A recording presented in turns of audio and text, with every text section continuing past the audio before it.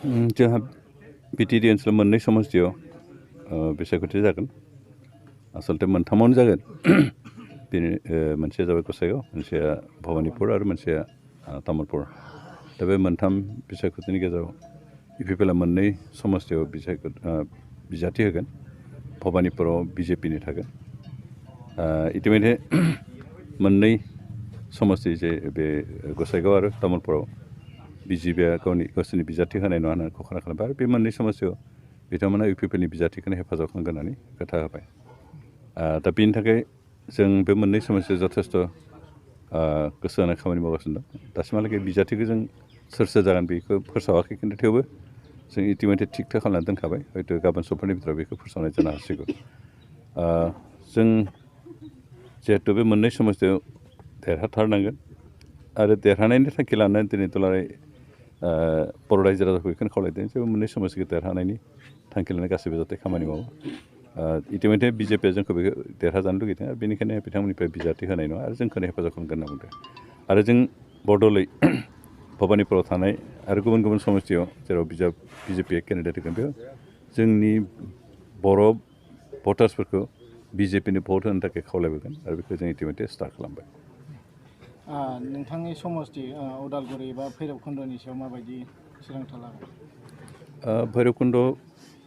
समस्तियाव ओरैनो बेवहायबो हयथ' बेबायदि बाइ इलेक्सन जानायनि पसिबिलिटि दं आरो बेयो जोंनि पार्टि चिफ आरो आसामनि चिफ मिनिस्टारनि डिसिसन सायाव निर्भर खालामगोन बिथांमोना मा डिसिसन होयो खिन्थु खोब खम समनि गेजेराव जाथ'नाय नङा हयथ' 6 मास बा 5 मासनि उनाव जाहैनो हागौ दा जिखिनि सरकार तरफनिफ्राय जिखिनि डेभेलपमेन्ट खामानि मावनो गोनां दं बेखिनिखौ मावगासिनो दं जों दुलाराय बिटिआर ओनसोलाव गासैबो समस्तियावनो इउपिपिएल आरो बिजेपिनि जि जथाय सरकार बे जथाय सरकारा रायजोफोरनि गासैबो आंखालफोरखौ सुफुंनो नाजाबोदों खामानि मावबोदों लामा सामा बानायनायानो जा स्कुल बायदिसिना रिपेयार खालामनायानो जा बे खामानिफोरखौ जों इतिमধ্যে स्टार्ट खालामदों आरो आसा खालामदों जोंनि सरकारा फैगोन 5 बोसोरनि भितराव अन्तत' बिटिआर ओनसोलनि जिखिनि मेजर जेंनाफोर दं बेखिनिखौ फोजोबस्रांहैनो हागोन बोस्रांनो होफिननो हागोन मानोना बेखिनि खामानि मावनो जोंखौ रायजो राजाफ्रा बिबान होबाय जोंखौ बिसायख'थियाव देरहाहोनानै सरकार दानो खाबु होनायनि कारनानो जाबाय बे थांखियानो जाबाय जों जाहाथे रायजो राजानि जेंनाखौ बोस्रांनानै रायजोफोरनि जि आंखाल बेखौ फोस्रांनानै बिथांमोनखौ सुख गोजोनै थांना थानायनि मोनसे खाबुखौ होयो आरो जों बेखौ मावगासिनो दं कख्लाबारि बियामनि सायाव मा खालाम कख्लाबारि आरो उदालगुरि भैरबकुन्द समस्ति बे एखे समाव जाहैनो हागौ ओरैनो गोबाङानो सानदोंमोन नैबे एसेम्ब्लिनि बाइ इलेक्सनजों समान जाफागोन नामा होननानै खिन्थु जाथ'वाखै हयथ' माबाखौ काउन्सिलनि जिथु मोननै समस्तियाव बाइ इलेक्सन जानो गोनां दं बेखौ हयथ' मोननैबो एखे टाइमावनो पार्टिगोन आरो बेनिखायनो दा बेबायदि सम जाथ'वाखैखाय एबाराव पार्टिनो नङा खारन एसेम्ब्लि आरो काउन्सिलनि लोगोसे बिसायख'थि पार्टियाव हयथ' किसु प्रब्लेम दं असुबिदा थानो हागौ बेनिखायनो सरकारा एबार एसेम्ब्लिनिखौल' पार्टिदों आरो माबानिखौ हयथ' किसु मासनि उनाव हयथ' पार्टि अब्ला नोंथाङा भैरबकुन्द समस्तिनिफ्राय डिपुटि चिफनि मासिखौ रिजाइन होनायनि थांखि दं बेथ' आं दा जेबो खाथा बुंनो हाया जोंहा पार्टि चिफ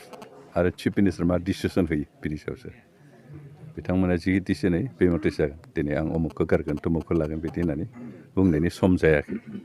आरो आं गावनि इच्छाजों गावनि गोसोजों बिदि डिसिसनबो लानो हाया फैगौ 3 अक्ट'बराव एनडिबिनि गायसनथाय सान हाबाफारि दंमोन बेखौ नोंथांमोना एबार फालिगोन जों थांनाय 14 सेप्तेम्बरखौ जोंनि मार्टार्स डे हिसाबै पालन खालामदों आरो बेखौ फाउन्डेसन डे हिसाबै जों 3 अक्ट'बरखौ जों खोब बारा गाजा गोमजा नङाब्लाबो जों पार्टिगोन जेराव जों दाब दाब जायगायाव जों बेखौ नमिनेलबाबो पार्टिगोन खारन आफादा डिजल्भ जादोंबाबो बिनि हिस्ट्रिखौ जों लाखिनांगोन खारन बिनि नामावनो जों गोबां बोसोर सेक्रिफाइस खालामनानै बिटिआर सुक्ति जाफुंहोनो हादों बेनिखायनो जों बेखौ थाबैनो बावोब्लाबो जोंनि थाखाय एज ए हल जातिनि थाखाय आरो आफादनि बारग' मावथिफोरनि थाखाय बे थिग जानाय नङा बेनिखायनो जों बेखौ नमिनेलबाबो मानिगोन आरो बिटिआर सुक्तिनि दफाफोरनि मावफुंनाया बेसेबांसो दावगादों बिटिआर सुक्तिनिफ्राय 50%निख्रुइबो बांसिन सर्तफोरखौ जों मावफुंबाय जिखिनिखौ मावफुंदों बियो रायजो राजाफोरनि नोजोराव गोग्लैथावनाय बेबायदि नङा खिन्थु जों मावफुंबाय दा मेजर जिखिनि दं बे खोब खमसो दंसै बांसिनखौनो जों मावफुंजोबनो हाबाय जोंहा दा मावफुंथारनांगौ इन्सटिटिउसन गायसननाय दं सिमा थिग थाक खालामनाय दं सिमा थिग थाक खालामनायनि सायावनो आरो मेजर माबाफ्रा दं बेखौ मावफुंनो हायोबानो जोंहा